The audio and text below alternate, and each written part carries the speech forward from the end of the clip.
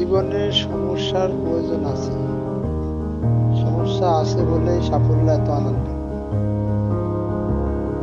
যে হৃদয় দিয়ে কাজ করে না, শূন্যতা ছাড়া সে কিছুই অর্জন করতে পারে না। ফেল করে হতাশ হয়েও না। ইংরেজি শব্দ ফেল মানে ফার্স্ট অ্যাটেম্প্ট ইন লার্নিং, অর্থাৎ শেখার প্রথম ধাপ। বিফলতাই তোমাকে সফল হবার রাস্তা দেখিয়ে দেবে।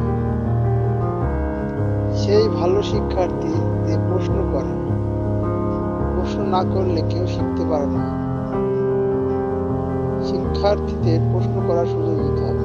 সমাপ্তি মানে শেষ নয়। ইন শব্দটির মানে হচ্ছে ইফোর্ট নেভার ডাইস, অর্থাৎ প্রচেষ্টার মৃত্যু নেই।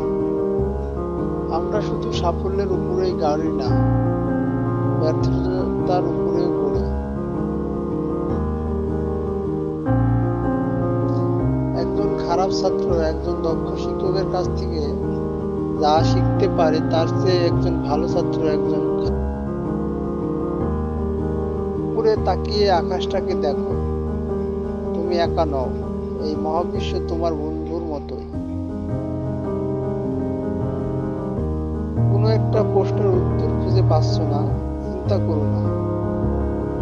নো শব্দের মানে হচ্ছে নেক্সট অপরচুনিটি, অর্থাৎ পরবর্তী সুযোগ। স্বপ্ন স্বপ্ন স্বপ্ন স্বপ্ন দেখে যেতে হবে।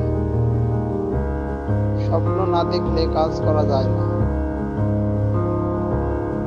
ভিডিওটি ভালো লাগলে লাইক এবং সাবস্ক্রাইব করে পাশে থাকুন।